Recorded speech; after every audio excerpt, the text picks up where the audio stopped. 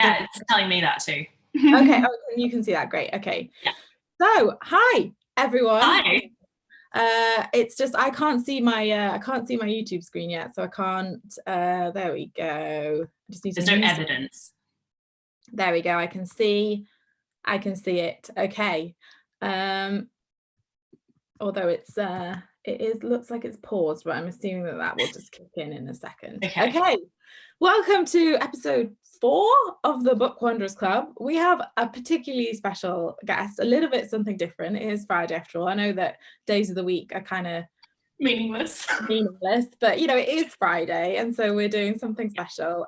We have Kate Young with us. Kate is a food writer and a cook, and specializes kind of like book related food writing and cooking. So we thought it'd be the perfect thing. So we're going to dive right in because we're going to bake live. Well, Kate is, I'm not. So we need to get it in the oven. So we're going to get back into the questions in a sec, but for now I'm going to pass over to Kate, who's going to tell you a bit about the recipe she's going to be cooking and the book that it's from.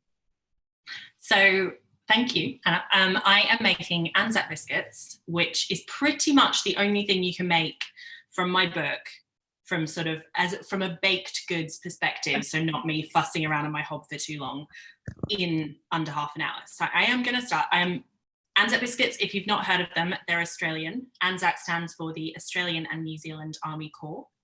I am also Australian, and these biscuits I've just written a history of them for another book, but they started being made for sort of bake sales and fetes during the First World War, which was only about 15 years after Australia became a federated nation rather than a sort of collection of British colonies and Indigenous Australian communities. And so Anzac biscuits have this kind of quite nationalistic image in that they are a famous Australian biscuit. They're a protected biscuit, so you can't call something an Anzac biscuit unless it's the right ingredients and unless you're doing it the way that it's always been done. But they are also incredibly easy and crucially don't have an egg, which I know people are struggling to find at the moment. They do, however, have flour, so fingers crossed you can find some flour, which is another thing people are struggling with. I weighed before we started this. I've never done this on YouTube, by the way, so this is fun. Some butter and golden syrup that's weighed out, and I'm going to melt that on my hob. So they're incredibly easy biscuits to make in that you melt butter and golden syrup, and then in a bowl, we're going to have flour, rolled oats, caster sugar, dark brown sugar, and then we're going to put a little bit of bicarbonate of soda in with the melted butter once it comes off. Mix the two together, mix it all up with your hands, roll them into balls, put them in the oven. Okay. Wow. Incredibly easy baking. Okay. So if you want to bake along at home, you can't bake along because you're not ready, but you could bake later and we'll put the recipe underneath. Is that right? Absolutely. Yep. All the information is going to be underneath the video. Perfect. So I won't worry too much about measurements as I'm doing this. No, I will put this under as soon as we're done. Perfect. So what I am doing now is just weighing out rolled oats into the bowl that already had the flour in it. There's also, which I forgot to say just before, desiccated coconut. Ooh. Because it's a smaller jar and I literally missed it when I looked in front of me. All the things in jars. Now I'm doing dark brown sugar. I am aware that you can't really see what I'm doing except for my hand and my arms. But maybe if I do that slightly, you can see better. Yeah. Okay. Okay. I mean, I'm amazed just that you're doing this at all, honestly. Like it's quite a feat to just bake live. When I asked Kate if she had any ideas, I was not expecting her to just come up with this incredible recipe that she could literally make in half an hour. Well, I thought about porridge for a while. I was like, I can make porridge. And I was like, people don't want to eat porridge right now. People want to eat very nice biscuits. Yes. It's not the time to sort of try and commit to like a super healthy diet, honestly. I feel like it's probably not, as I'm like loading caster sugar into this. I feel like there's other times in your life to think about, moderation and all sorts of things. And moderation is still, I would say, probably really important at this time. But what is also important at this time is sugar. Yeah, and taking care of yourself. And taking care of yourself. And there is something truly fantastic about cooking at home and baking something you know you're going to love. Absolutely. And sharing it with people as well. And I'm not sure what everybody else is doing, but I am living on my own at the moment, which is not my favorite thing. But I'm later going to leave these biscuits for long enough. I've obviously washed my hands many times today already, but I'm going to leave these biscuits outside my neighbour's house so she can have some later. That's lovely. That's lovely. Social distance baking. Exactly. I'm just going to ask, someone's just asked, can you make these with gluten-free flour? You can absolutely do that. They're quite a sticky biscuit, so they'll come together with the sugar anyway. But they do have quite a bit of flour. So if you've got something you normally put in with gluten-free flour, so if you normally, people who cook with gluten-free flour a lot normally have something they might put in to make everything bind a little bit better. Right, okay. And be a bit less crumbly, because gluten-free flour has a real tendency to be really crumbly. Then I'd add that in here. But to be honest, they're so sticky and buttery and full of sugar anyway that they'll stay together and they'll be fine. I've cooked them with gluten-free flour before and they're fine. Okay, so they're quite a forgiving biscuit. They're quite a forgiving biscuit. They're not a delicate, cakey thing that you have to beat until it's light or do any of that stuff. I'm literally not going to use any implements to do this apart from my hands. Okay. So all I'm doing now is just mixing all of this together. I just wanted to answer that question with my face. But I've just mixed all of this together again like this. And then all we're going to do, just so that there's no big clumps of sugar, because dark brown sugar in particular is a clumpy thing. You could have sieved it, but I didn't, so I'm going to do it with my hand. And I just find that sieving dark brown sugar just takes such a long time. That is almost melted. Okay. The last of the butter is just going now. And then we're going to put half a teaspoon of bicarbonate of soda and a little splash of water in with the butter and golden syrup. And then pour it on top of this. Oh, we've just had a question that actually is quite good. So Annika, who's 6, asked can you describe what they taste like for us? Yes, absolutely. Doing it digitally. Yes. So Annika and others who might be interested in knowing what they taste like, they are, because they've got dark brown sugar in them, they're quite dark and treacly. So they're not sort of a light Victoria sponge kind of sweet. They're a darker kind of sweet. And the flavour that I think comes through the most is the golden syrup, even though there's not a lot in it, and the coconut. So I think you really get a lot of coconut and golden syrup in them. So they're kind of rich and sweet and dark. They're really, really good. Amazing. So, oh yeah, sorry. Yeah. No, go. No, you go. Priority recipe at the moment. That butter has now melted. So we've now it's got a tiny little bit of butter left in it, but we've got a saucepan full of sort of buttery golden syrup. And we're going to have half a teaspoon of bicarbonate soda and then 1 tablespoon of cold water. Okay. It doesn't need to be cold. I'm just saying cold because I'm going to get it from the fridge. Because my tap is fierce, and if I turn my tap on, I'm going to end up wet for the entire rest of this. Okay, let's avoid that. Yeah. So a little tablespoon of water, and that's it. And then all the liquid just goes straight into the dry ingredients. Wow. So Anzac biscuits and muffins, my 2 very easy things to make, where all you do is put wet ingredients into dry ingredients and then bake. That's the dream. And forgive me, this is me trying to... Brownies need eggs, don't they? But they are also quite like just mixing things together. They are very mixing things together. There's a brownie recipe in my second book that is very simple. It's mixing stuff together.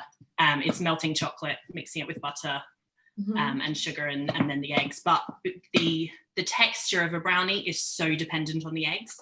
So if you can get eggs, which I am lucky enough to be able to get, my local supermarket still does have eggs. then brownies are a very easy thing to make. Just keep an eye on brownies, because what you want is a brownie that's really fudgy and still kind of damp inside. Yeah. And that means that it doesn't bake like a normal cake. So you don't want to put a skewer in it and have it come out clean like you do on Bake Off. You want to take it out while it's still almost a bit wet in the middle, and then it will keep solidifying once it's out of the oven. Okay, that's a good tip. So if you can't use, what's your best kind of tip for knowing, is there something you can look at or like shape them? How do you best kind of so it is very much so, yes. You basically, if you put a skewer in and it comes out with some dried clumps of cake batter but still a little bit damp, then that feels about right. It should also have set on top. Right. That the very middle might still have a slight wobble when you jiggle it in the oven. Okay, good tips, good tips. So this is what the batter looks like, the dough, I guess. And it's so sticky and lovely. And all you do is, this is genuinely how easy it is. You just form little balls. Okay. Like that, like little golf ball sized balls. Okay. And I'm putting them onto, I've done a lined baking tray, and I even remembered to preheat my oven, which I almost never remember to do. I'm impressed by that. I never remember to do that. Yeah. I'm going to squeeze like 15 of these now. And so this might be a nice time to, if there are any questions or if you want to ask questions, I'm going to do something very repetitive for a little while. Okay, fab. I am actually going to break, usually I do my questions, but because we're cooking and the questions are kind of related to what we're doing, I'm going to go to the ones that people are asking first and then come back to some of mine. You've kind of covered this, and I realize this is just no good. But Willow has asked, why are they so quick to make? It's a good question, Willow. So normal, I would say that most other biscuits I make involve creaming butter and sugar, which means you beat butter and sugar together until they get really pale and light. And that is a really nice, tender biscuit. That's how you get that texture. It makes sense. It's a good thing to do. But these, because you melt the butter, it means that they're just so much easier. Also, because you roll them into balls rather than rolling out the batter, rolling out the dough and then cutting shapes from it, again, that's just much faster. So it is something that I know that if I have sort of a friend drop around who I didn't expect, I'm like, oh, it's mid-afternoon, I would like to serve something, I can sort of get these together. If a friend's texted me and said, I'll be there in 10 minutes, they can be in the oven by the time my friend's there. Amazing. And already smelling good, I guess. Yeah, exactly. George has asked, who inspired you to cook? That's a lovely question. So I cooked a lot with my family when I was little. My sister, my mum, my dad, we're all quite enthusiastic cooks. My sister's very close to my age. She's only 18 months younger than me. And so we cooked a lot together when we were kids. But we did grow up in a house where food was a big part of the way that we interacted, and it was a big part of our social lives. It was a big thing that we did together all the time. And so food has always been in my life. Like I've been cooking since I can remember. Okay. And actually I want to, because you mentioned your family, I want to ask about your dad. Yes. If you're watching, please ask my dad. Yeah. Kate has the most amazing, impressive dad. I do. Which is relevant at the moment. I'll let Kate tell you a bit about what he's working on at the moment. Yeah, so my dad, the rest of my family, this wasn't true until a couple of months ago, but my sister just moved from America back to Australia. And so all of my family, apart from me, now live in Australia again. And my dad he's based in Brisbane, which is halfway up the East Coast. And he is working with a team of scientists. He's heading up a team of scientists at the University of Queensland who are developing a vaccine for COVID-19, the coronavirus that we are currently, the reason that I am on my own in my flat. And he has been working on that with his team. He's been working on a sort of new vaccine delivery system with his team for about 7 or 8 years. And a couple of years ago, they got a big boost in funding to make this work, assuming that there would be some sort of global pandemic or epidemic that they could contribute to, and sort of knowing that was the point of their vaccine, because essentially what their vaccine does is they can make it incredibly quickly, which has never been able to be done before. But then what happened was that sooner than expected, we ended up in a global pandemic. And so Dad's research went from sort of theoretical research trying to imagine what diseases might happen in the future to being, this is the disease that we're working on and trying to develop a vaccine. So his vaccine is currently in animal trials, and it will move into human trials really, really soon. Yeah, it's amazing. It's amazing. So you might actually see Kate's dad in the news. He's been popping up, looking really like it's like a sci-fi film poster with they're all got their like science gear on, like with their arms crossed. It's such a cool photo. Yeah, it makes me feel like I like Kate and I, we know each other a bit, but like I always feel so proud when I see your dad, because oh my god, yeah. And so that must be, you know, you must be so very proud of him. Oh, it's insane. Yeah, it's ridiculous. Yeah. So Kate proud. And I actually, we know each other on the internet for a little bit, but we met properly last year because Kate actually did a book themed spread for one of my best friends' baby shower, and her favorite book is A Wrinkle in Time, which is an excellent book. Would very much recommend it. And you sort of do projects like that where people sort of give you a brief and a theme and a book and sort of say, can you do something? How do you like, what's your kind of process when someone says, like, for example, can you do me a baby shower tea? Can you do me a baby shower that's a Wrinkle in Time themed? First of all, that's a very good question. What I've done is now just, literally with my fingers, you can see 3 indents in each because I've done that. I've just pressed the balls down. So they now look basically like biscuits. And I'm going to put them in the oven. Okay, fab. And for everyone who's watching, do please feel free to keep sending in questions for Kate. They can either be book questions or baking questions or somewhere in between as well. So do keep... Kate, George's just commented saying, everybody liked the video for Kate's dad. Good, yes, I am perfectly thrilled with people liking this video for my dad and my dad only. Well, Kate and Kate's dad, let's say that. Like, and is fine, but if you're going to pick one, I think he's doing the really important work at the moment. Doing events for people. So I often get asked to do things. I've also done dinners with my business partner, Liv, who's a memoirist and a food writer as well. And she and I did a series of dinners at Waterstones. So we planned a series of 4 dinners based on different books. We did The Light Years, which is the first in the Cazalet Chronicles, and we did Danny the Champion of the World, and we did The Joy Luck Club, and we did A Room with a View. So we did a sort of a year of literary dinners. And the way that we start all of those is reread the book, which is never a hard job. And it was not a hard job either when Katie's baby shower was happening and you got in touch and said, can you reread A Wrinkle in Time and come up with some food? And most books that I really love and have a deep connection with and feel passionately about are books that talk about food.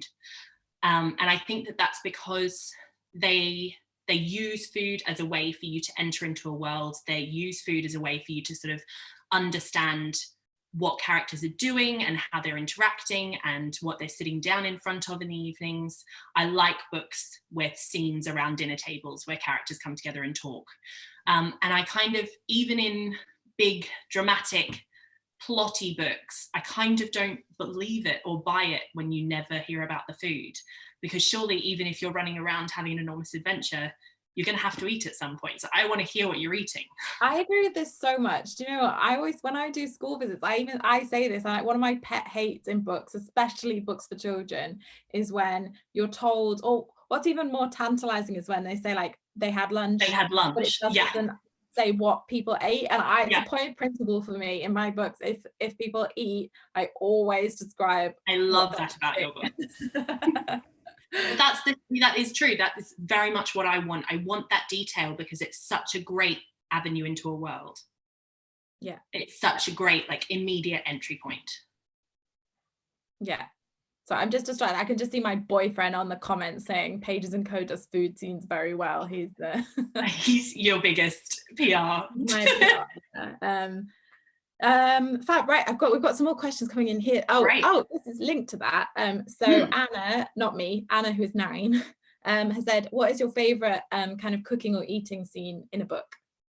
It's so hard. So there are so many good ones, and I love sort of big feasts. So I love sort of the first scene at Hogwarts when they go and have the enormous like dinners in the Great Hall. I love the tea party, that like sort of afternoon tea that happens at the end of the Little White Horse. I love like big extravagant feasts where you list everything that's on the table and it all sounds amazing. But I also love really little details in books. My favorite book is I Capture the Castle, and I love that food is plays such an important role in that book, because they so rarely have good food, and they eat margarine instead of butter, and there is this sense that good days will come again when there is butter. And on the occasions where there's good bread and good butter, they, like Cassandra, who narrates the book, is writing about it and passionate about those things. And I love all the food in that book because it feels so important. It feels so weighty and like it's she's really waited for that good food. Willow has asked about just your favorite recipes generally, so not, I suppose, outside of baking even. So I like baking, I really do enjoy it, but I prefer savory food to sweet food. But if I was to only eat one thing for all the rest of time, I think I would choose roast chicken and then bread and butter and a like green leafy salad. Yes.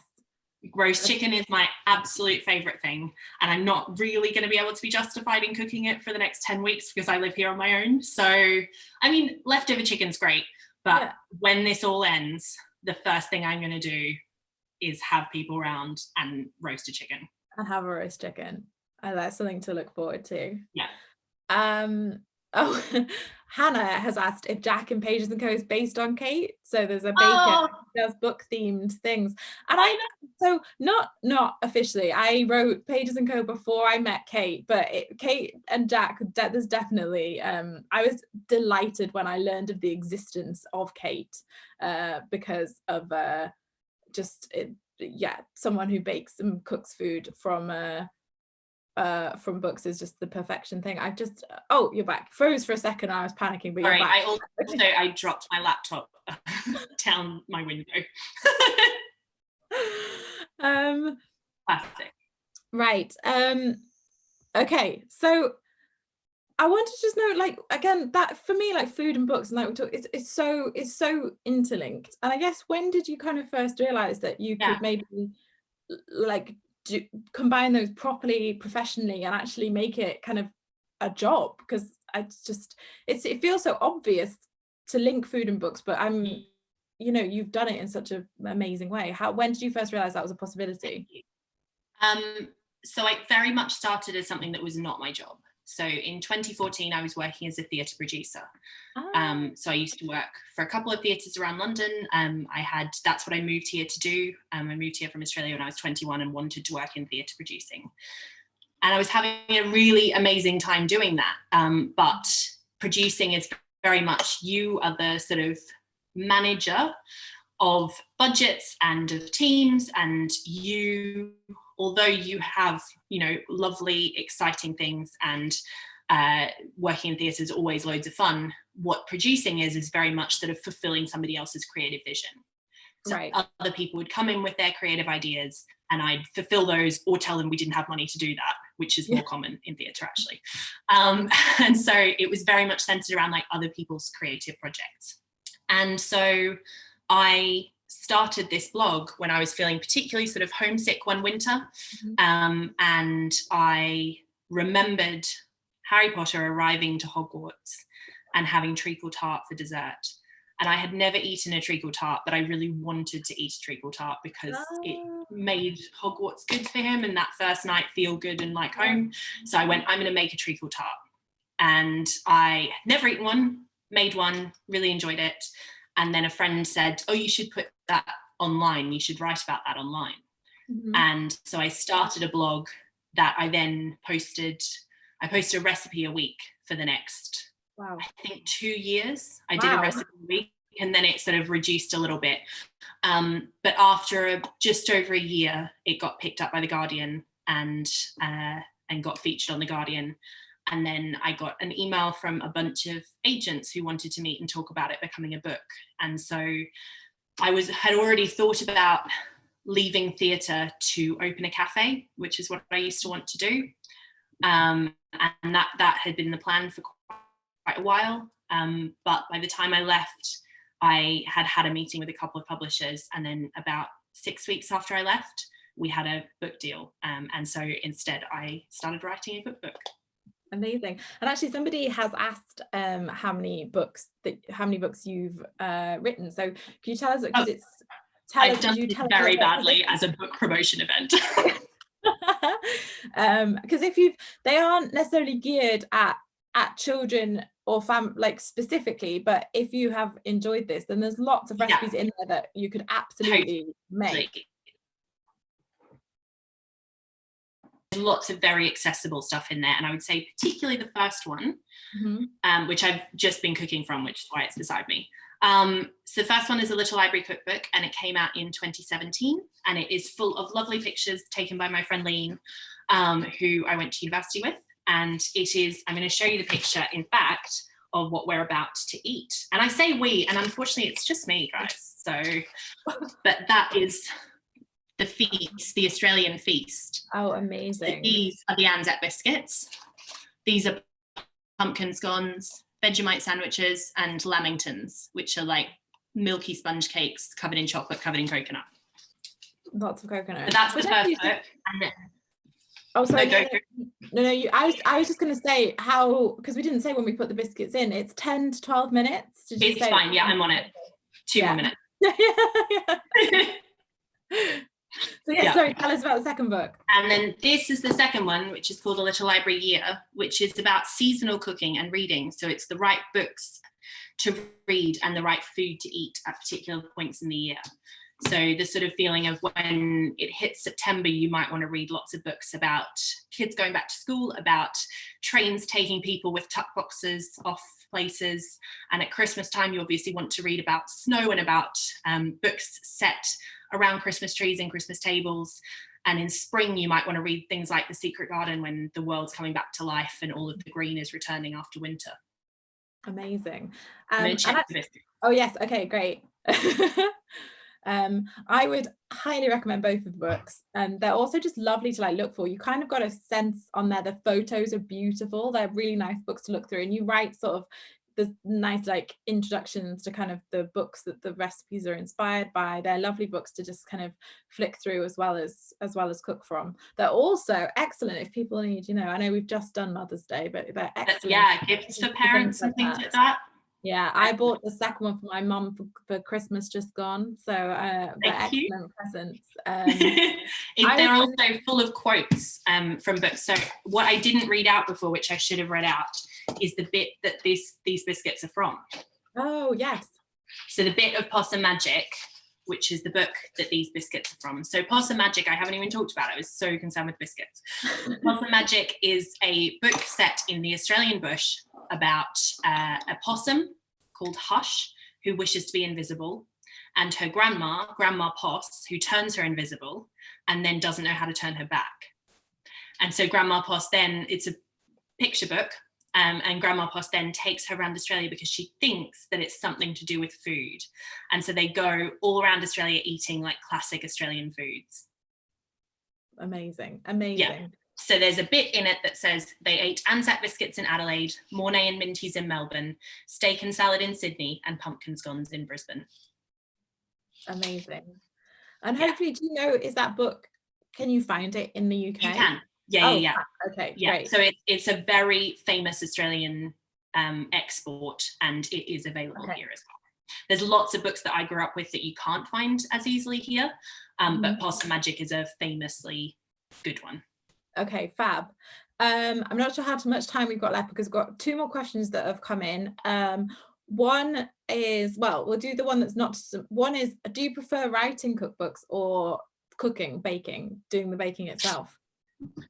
I like that I'm allowed to do both. So my normal job when we're not in lockdown is a combination of writing cookbooks and also catering big events. So I have a catering company with my business partner, and we cater weddings and we do dinners and we do all sorts of stuff. So I really like, because I am quite naturally good in my own company, and I'm a good writer in that I like being at home working on my own during the day, but I like being able to balance that with a really social, quite intensive, people-focused job, which is cooking. And so I really like the time that I get to do both, and I look forward to that day again. Yes, and I should have said that question was from Mia. And then this is a relevant question and kind of links, you know, I think that one of the hardest things with baking is knowing when things are done.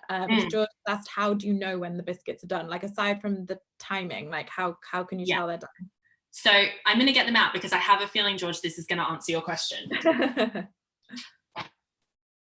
So the thing about most baked biscuits, like brownies, is that they're going to keep setting once you take them out of the oven.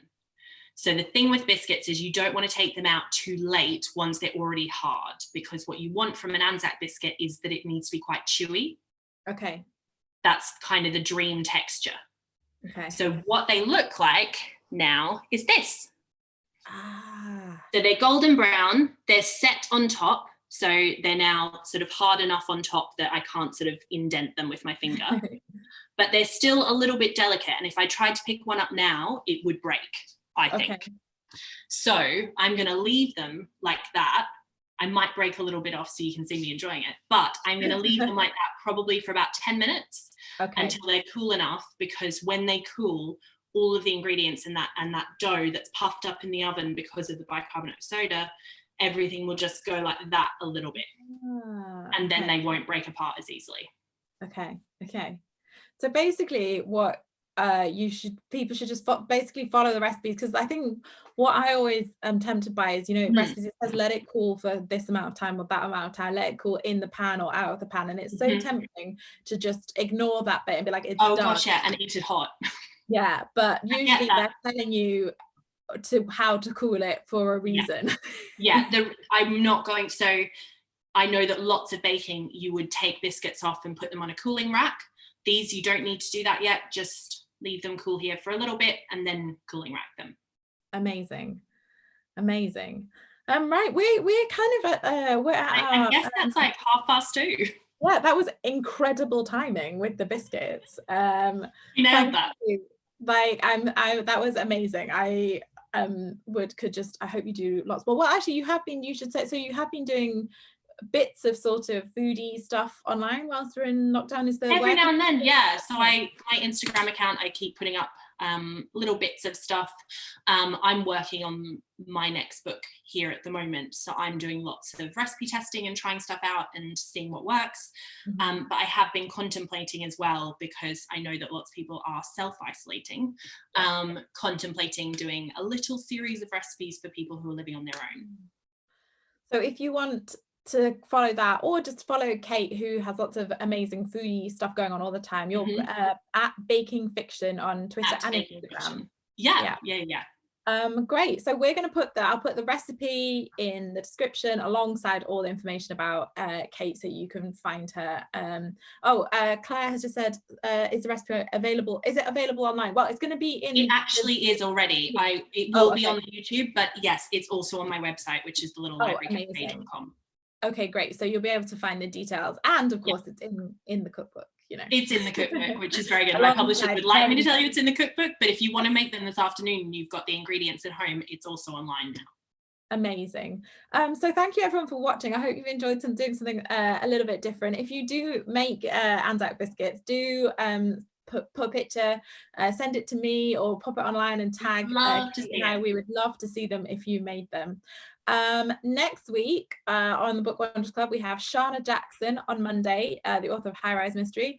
On Wednesday, we have Nicola Skinner, author of Bloom was her first book and Storm is the new book. And then on Friday, we have Cressida Cowell, children's laureate, author of How to Train Your Dragon. So we've got a great week next week. So please do keep watching. So thank you for everyone who's watched. And the biggest thank you, of course, is to Kate, who has been absolutely amazing and has somehow baked us some biscuits in half an hour and talked to us about food and books and more.